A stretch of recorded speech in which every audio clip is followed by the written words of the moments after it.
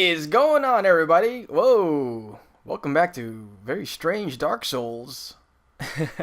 I want to apologize again to you guys because, tell you what, it's not my week for recording, I think. So what happened? Well, basically, the audio for this entire episode, which is I recorded about 30 minutes worth, has been destroyed. So I cannot retrieve any of it. I can't fix any of it, so here's my compromise to you guys.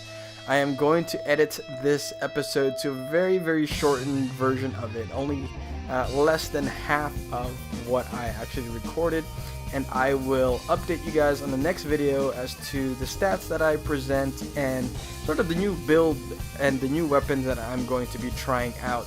Now, in this part right here, I decide to backtrack a little bit because what I tend to do is I tend to rewatch old episodes, not to hear the sound of my voice or anything like that, but it's one of those cases of, you know, when you are the driver of a car, you pay attention to what you feel is important to the road, but when there's someone with you as a passenger, oftentimes they will notice other things. So in this case, I will rewatch old episodes and see what maybe I missed something. Maybe there was a path that I didn't notice, and in this case there was, and it's in this area right here. You'll see me start clearing a little bit. I'm trying out the blacksmith hammer that I got not too long ago, or actually a few episodes ago, and I never really wielded it because I couldn't use it with one hand, but I decided to just do a dual wield of it. I'm sorry, I wanted to do a two-handed version of it, and it seems to be working out. The range isn't that great, but it does pack a punch.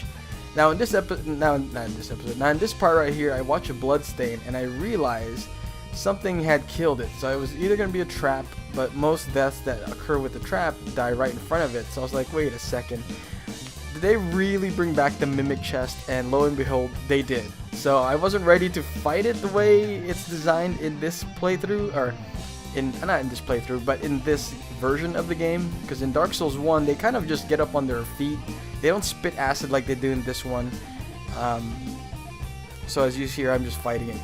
At the very beginning of the episode, you'll notice that I am by the last bonfire that I had saved in, and I, between recording, spent a lot of time clearing that area out. There were a bunch of different mobs that spawned there, and a lot of them dropped titanite shards and large titanite shards and titanite chunks. So I spent a good deal of time clearing that out, and to a point where they just stopped respawning.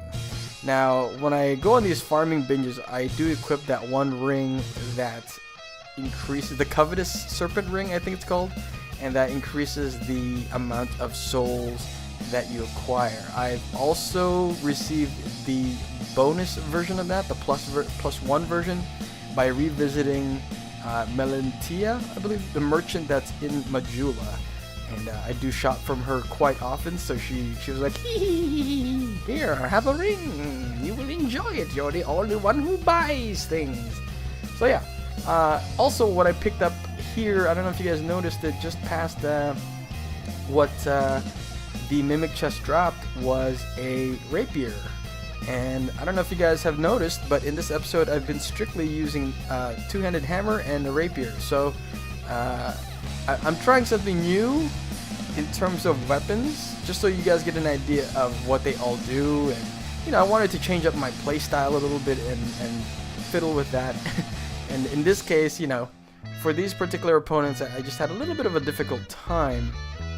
Also, I picked up the poison mist, which I test out right there, and since he's not moving, his armor is pretty much getting eaten up, and I thought that was pretty neat. As far as the rapier goes, I'm really enjoying it. It's quick. It doesn't feel like it has that reach, but it's actually quite a fun weapon to use. The reason I am not using my usual the fire longsword is because it's not scaling as well, and I haven't really felt the need to upgrade it. Now, it still does a good deal of damage. I just, at this point of the game, want to try something new. So moving forward, I didn't redug anything up, but I went into my item box and I pulled out the black, was it the Black Knight halberd or something like that. And I realized it's a dex-based weapon, and that's kind of what I'm going for with this build. It's coming to a point though where all the leveling up just costs so much. So, which is why I went on the grinding binge when I wasn't recording. I didn't want to have to show you guys that. Right in front of me there, you guys notice, are a lot of Ferrous doors, and I do have 3 Ferrous stones with me, but I decided not to use any of them because there was just so many of the stones here that I wasn't even sure, you know, which one was going to be good or not. Luckily, on the floor, people have been scribbling like pointless and traps and all that stuff, so gave me an idea that not all of them are going to have really good items behind. So I may come back when I have an abundance of Ferrous stones, but in the meantime, I went ahead and am challenging this boss. So enjoy.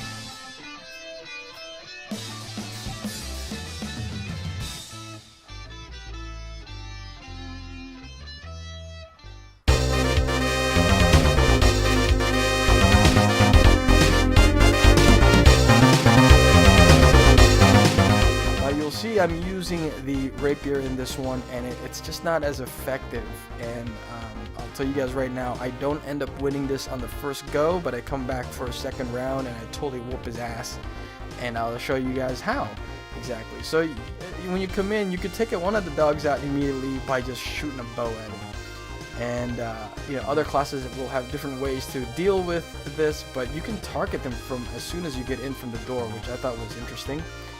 Now, this dog, well, rat, dog, werewolf thing, I don't even really know what to call it, decaying large beast, reminds me a little bit of the great wolf Sif from Dark Souls 1, in that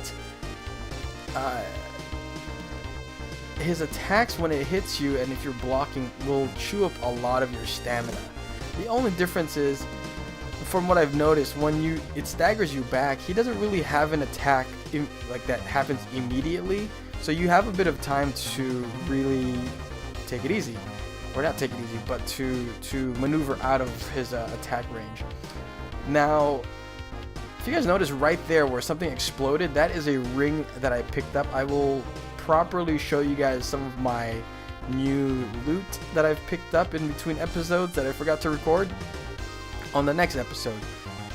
From this fight right here, I've discovered that you're able to just roll behind him and really avoid his attacks for the most part. The only attack you can't avoid is when he makes a dash forward, and that it's kind of hard to tell, or at least at this point I was having a difficult time telling and hitting him apparently with the rapier. So in just a second you'll see that I switched to my fire longsword because it has a sweeping attack, which just does better job at these large bosses that have limbs that you need to hit. For example, the last giant, the first boss of the game, it's just easier to hit these markers with a swinging weapon as opposed to a stabbing one like my rapier here. Anyway, thank you guys very much for just supporting this channel, and I know, you know, this is unlike the other episodes I have, and in fact I was really upset that the audio I could not fix it, but I started laughing to myself thinking, what if in every series that I do, every long series anyway, there's like an Easter egg episode where it's just edited out and there's some goofy music and just silly stuff, and then making that like a once a year, I don't know, once a year or once a series giveaway of some kind. I just thought that was kind of amusing.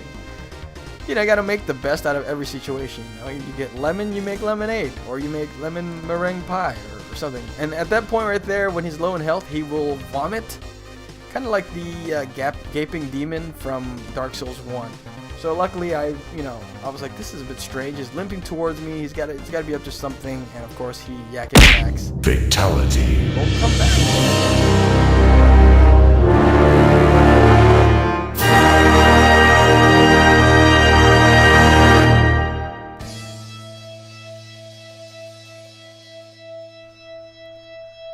well, there you have it, guys. The rest of this episode, I am going to just be... I discovered an NPC where you can join the Rat Covenant. You'll see here in just a second. And I will let you read along with the dialogue. But he sounds very Shakespearean, which I thought was kind of funny, because no other character really has that place. And it's so posh, almost. And it's just a funny juxtaposition with the character that it is, which is a rat, right? So yeah, anyway, thank you guys very much for joining me on this, and I will let the video run, and I will see you guys on the very next episode, and hopefully it'll be a much longer and more well put together video, and as far as audio goes anyway. So thank you all, and as always, I've enjoyed playing with you. Bye.